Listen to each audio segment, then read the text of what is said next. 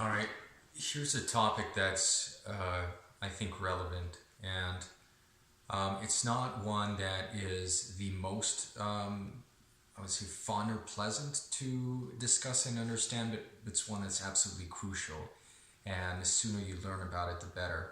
I sure as heck know I never enjoyed this topic. I always understood the truth behind it, but I never fully embraced it until most recently, because I saw the actual validity, the truth, the power, the wisdom, and the love within it. And that is, you see nowadays in our culture, it seems that anything goes, right? Reality is whatever the heck you want it to be, especially with virtual reality. Essentially, and it's culturally encouraged. You know, it doesn't really matter if you live in reality, in the base reality, in which your reference point is fundamentally your body. So a lot of people are completely disconnected from their bodies, live in fantasy realities where they make up their own rules for reality, and just they don't live here. And I can't say there's anything necessarily wrong with that. I mean, consciousness is in a phase of exploration, and it is true that anything goes. We don't know what let's just say that humanity is. I don't think it's quite what it thinks it is. It's very hard to define what it actually is. But in terms of what we're actually doing here, um, okay, let me just get back to the main point. I don't want to diverge too much into tangents and side topics. So the point is that since time immemorial, since ancient times, people have observed that there are natural quote unquote laws. Now the word law is a very sticky subject for some people. Some people, especially when they get more spiritually advanced, they understand that law isn't quite um, the appropriate word anymore. And instead of law, I would say the parameters of the universe. There's no laws. There's no judicial or system in that sense. It's not a law in that sense. It's the parameters. How does it work? You know, if something is 10 inches and you go overboard by 1 inch, it's outside of the parameter. You understand? So there's no judgment within it. It's almost mathematical in some sense, but not quite mathematical, although mathematics are related to it. You'll see at a certain point that math also breaks down. But the point is that the ancients have observed that there are many regularities, and if you want to advance on the spiritual path, you have to abide and make the most of these regularities. Now, here's the key point. These are not disempowering things. These are empowering things when you understand them. And until you understand them and can work with them, they will overwhelm you, they will discourage you, and they might even not knock you temporarily off track. You won't know how to deal with certain energies in life. So it's so important. You know, nowadays we're in a very peculiar phase in our understanding of reality in our culture. Um, the thing is that it, we've understood reality very well for a long time. Uh, I mean, collectively, the highest minds on this planet have understood the very intricacies of reality to a very high degree, which science is only now barely starting to catch up with quantum physics, and then they've got their whole even there's a big problem with science because science is a intellectual field. It is a field of conceptual ideas. So even if you eventually get some kind of a unified theory of all and everything, which you can summarize in a useful formula, the actuality of it is when you apply it to human life, it'll be utterly and completely useless. What are you going to do with that knowledge if you can't apply it to your life? What are you going to do with that formula? So the deeper understanding occurs on a non-verbal, non-conceptual, non-intellectual level. And within those parameters, both verbal and non-verbal, there are delineations, there are limits. And the more you understand them, the more you can groove with them and use the flow, what is called the flow of the Tao, you know, the movement of the Tao, where you relinquish your will artfully, skillfully, you relinquish your will, you relinquish your effort, and you allow that greater force by abiding within the right parameters to guide you gently. And that is from that place that you can get the maximum amount of balance, the maximum amount of stability, the maximum amount of power, maximum amount of vitality, the maximum amount of health, the maximum amount of literally everything, including love and compassion. Because if your vessel is capable of carrying those energies, you'll be much more conducive to express them. Whereas otherwise, it's just very straightforward. If you're very fearful or angry all the time, it's very difficult to express love and compassion, even though you very much want to. So the ancient traditions, especially Oriental, but there is some interesting things to be found in Western ancient traditions as well. But they are different, and they both have their positive and negative polarities. I would say they have their strengths and weaknesses. They kind of complement each other peculiarly well. So these foundations have been established for thousands and thousands and thousands of years, and for some reason in our modern day culture we have a bit of a disdain, and we kind of mock it as this superstitious, silly knowledge, and we are the pinnacle of human intelligence and understanding with our scientific methods and our studies and our double blind. I mean, look, you can believe whatever you want. If you think that is the penultimate of this reality, the science is a fantastic tool. It can serve humanity in the most magnificent way. It's the logical extension of what you can do with creation. As you get finer and finer, they can perfect the microcircuits, make it smaller and smaller, and that is the movement of physical energy. That's what technology is fundamentally. But if it's void of spirit, if it's not served for the greater good of mankind, for the evolution of this spirit of man, then it's worthless. It's utterly worthless. I mean, there's no debate about this in my mind. If your science does not have a direct application to serving humanity, it's a waste of time. Now, you might argue otherwise, but that's just my opinion. Now, there's such a thing as science for the sake of science, knowledge for the sake of knowledge, but really we are demonstrably at a point where we have divorced the spirit from technology, and so technology is currently taking over the spirit of mankind.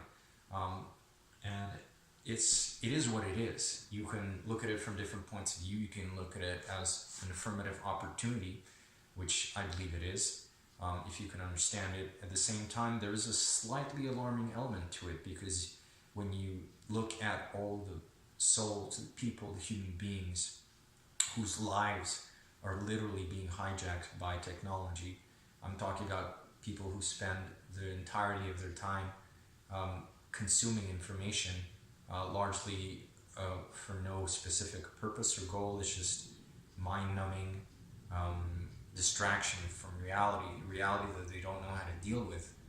And that's a very sad and tragic affair. And that is something that technology is very much encouraging. It's very profitable. So, I mean, that's just what is happening. So, those are not the parameters of reality. If you think that's all there is to reality, if you buy this cultural myth of the world is as the media, the government, as politics presented to you, as scientists presented to you, all of that paints a very, very narrow, limited, and inaccurate view of reality. So if you abide by those parameters, you're not going to go very far in consciousness. You might get to a certain point in worldly success, but that system won't provide you the tools for going further. So the tools for going further are something that you're going to need to find out, discover, and apply in your own time. And again, to make the maximum of that, it really is best. Look, it boils down to honesty. Because here's the thing, if at any point you're dishonest with yourself and others about anything, you're operating in a level of reality that is not accurate and not one-to-one accurate with your neurology. So there's like pockets of inaccurate fantasy here and there. And this is a normal human occurrence. It's natural. It's kind of beautiful in a way because, we have an imagination, we have a creative element that kind of comes into interplay with this. But at the same time, we can't forget the physical parameters that are set in this reality. For instance, there is still gravity. You can't just physically up and fly away. And when you understand this, especially when you understand this on a neurological level, then you begin to really cooperate with it. It becomes a process of synergy. It no longer becomes a process of overpowering it. You see, because that's what most people do in the West. They don't understand it. They don't like it. This is whole Christian tradition. Dominate nature. Don't understand nature, afraid of nature. Hey, we'll dominate. We'll just destroy it and have dominion over it. When you do that, you lose. You're the one that loses when you do that because you're destroying a part of yourself. You're not understanding yourself, and ultimately what you seek to dominate, because it's a source of sustenance for you, will ultimately destroy you. So the only way forward, if it hasn't been made obvious enough by literally all the people who are talking about this, is that we need to find a better way. That will start with understanding each other, having empathy for each other, having compassion for each other, having patience for each other, and being with each other, and not having any inclination of tearing each other apart, not destroying each other, obviously, but also no rivalry. No rivalry. Rivalry right now is at the root of almost all problems. People want to be the top dog. Men want to be top dog over women. Women want to do the same over men. Clashes between every kind of distinction that you can imagine, and it's a sad affair because it just pulls people so much farther apart. They no longer understand each other. Communication ceases, connection ceases, disintegration, self-destruction, mutual destruction occurs. This is the root of all wars. This is the root of all quote-unquote evil. Evil that lies through ignorance of thinking that you're separate. And as cliche as it sounds, we've heard it a million times in New Age circles, you are not separate, we are one. Well, the level that I'm talking about is simply that we're one organism, and again, it's been said so many times, you hurt one part of the organism, or one part of the organism isn't functioning optimally. Well, guess what? It's going to have a trickle effect on the rest of the system. So you cannot. Our society and culture does not understand this. It's really in the infantile stages of psychologically understanding this. That if you condemn and you destroy another, you're doing that to yourself. If you, within an ecosystem, harbor that kind of negative and violent energy towards a being, regardless of the reason for it, you might have your reasons, right? There's always a righteous reason behind any kind of authorized evil, right? So if you do that, you're fucking yourself over and you're messing up the ecosystem. As a society, as a culture, we're still very far ahead of that. We have a lot of progress to do if we're ever to make it as a singular race. If that's the goal, that's what I'm interested in. If that's the goal, then we're going to have to work in another psychological system, another cultural system. The culture that we are in now is on the verge of collapse. It's done. And it will retain its most beneficial uses, but eventually it will need to disintegrate and move into something other. And this was very much exemplified in the Buddhist concept of the bodhisattva, because a being that attains a certain degree of realization will eventually understand that it is utterly pointless if everyone else doesn't also attain it also. So if even one person cannot be saved, then no one can be saved. That is the final step. Now, whether it's actually achievable or not is an entirely different question. It's not necessarily a question of achieving a final goal. It's really a process. We're movements of energy. We're a process of energy. And as alarming as it might sound to you, if I tell you this, if it's news to you, you don't actually exist. Sorry to tell you, if you think you're a person, you don't exist. You're a movement of energy. You're a pattern. and your focalized, localized pattern in space and time that's expressing itself, manifesting itself as a human being in biological form. And when that pattern ceases to exist, ceases to hold together, it dissolves and it moves on to something else. Just like Einstein said, energy cannot be destroyed, it just transforms into something else. So the more you understand that you are not your little I, me, conscious identity, that you are your nervous system. Let me put it this way: your nervous system extends out beyond the confines of your body, and when you reconnect with that, these things become much more clear. You know, in the beginning, it sounds very abstract. It sounds very religiously pious and overly righteous to say, well, I won't, I won't abide in the fruits of my peace and love alone, but I will come back and do absolutely every single thing I can to make sure as many people get this, make it as possible, so they can in turn help others. And when you cross that shore, you can discard the raft and carve your own path. So regardless of that, even though it's true that there is no path, truth is a pathless land. Truth starting from nothingness cannot have a path. But since we are in this physical body, you make the most of the parameters that do exist in this reality, and this extends to beyond our 3 dimensions. On a conceptual level, you can see it as 5 dimensions in both directions, which makes a total of 10 dimensions, which is extremely esoteric and hard to grasp concepts, but I'll be tackling this territory in other videos. So you'll do well to study these things. And what am I even talking about? I'm talking about fundamental structures. I'm talking, for example, in Buddhism, they have very clear and distinct ideas, the sutras. Now, in the beginning, they can seem dogmatic and overly rigid, but you have to move past that, you see, because it's not operating under the Judeo-Christian framework. You gotta put that aside for a moment. When you dive into the Eastern traditions, Buddhism, Taoism, you have to work. It's operating under an entirely different paradigm. But when you break it down, especially in the tantric traditions, in the shamanic traditions, in the energetic traditions, you see that there's an art and a science to this yoga, this method of getting in touch with reality that is expressed through your nervous system at a level that is pre-verbal, pre-conceptual. When you combine that with the wisdom of conceptual and verbal and structured linear thought, then you can begin to integrate the best of both worlds, so to speak. The Taoists are very good at this because no doubt Taoism is probably the most pragmatic and practical religion on the earth. It's not a religion, actually. It's just a science. It's a nature. It's a treatise, an observation on nature and how nature works. Us being parts of nature, it's a treatise on humanity and how humanity works.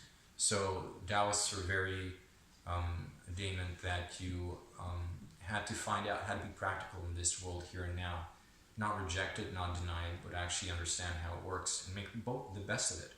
Otherwise, you're energetically compromised. It's as simple as that. If you don't know how to function in society, if you don't know how to achieve what you want and need to achieve, then what good is your spirituality if you can't apply it in real life? It has to be a merger of real life and the introspective life. Arguably, the introspective life is the fundamental one, the most important one, but you can't deny the environment either. The two go together. So there you have it, a small point that turned into a rather longer point, but I'm very happy with this because hopefully as you're watching these, you'll be able to connect the dots. I constantly come back to the same fundamental themes, even though I branch out into different topics. What I would like for you to do is to start piecing these things together, see how it applies, how it can apply to your life. If any part of this doesn't make sense to you, you don't like it, just put it aside. Use what works for you. Use what inspires your soul.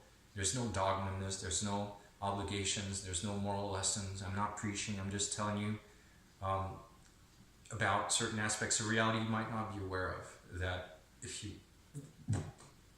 were aware of, might improve your life exponentially. And that's not an exaggeration. I'm it's not a selling point. I'm just saying that the vast majority of humanity is not living to their full human potential. It's sad. It's a tragedy, but at the same time, it's an opportunity, because these are the very obstacles that you use to carve yourself out of stone. Essentially, is to rediscover your true nature. If it were so damn easy that it were just a matter of following a few simple steps and you're done, it would be boring. It would be so boring. I mean, my own life has been, in a sense, a place of paradise and bliss. In my early life, paradise and bliss, and a good deal of nightmarish aspects of reality, very deep hell realms where I spent a lot of time, and learned very valuable lessons for this. Lessons I would otherwise have not learned in any other way. I couldn't have learned this from books. Might have learned it from teachers, but I don't even see how that would be possible. I think technically it would be definitely possible. And I really don't see any other way that I could have learned what I did learn, what I had to learn in this journey. That was both, everybody is part destiny, part free will, however you want to shape that.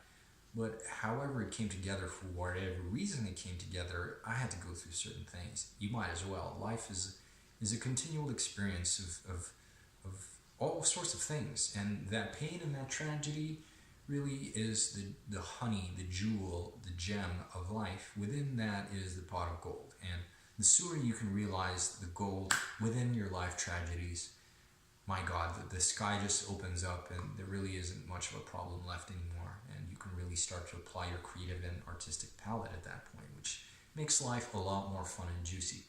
So with that all being said, I thank you for watching, and much love, and until next time, stay good and abide in whatever works for you. Okay. Thank you.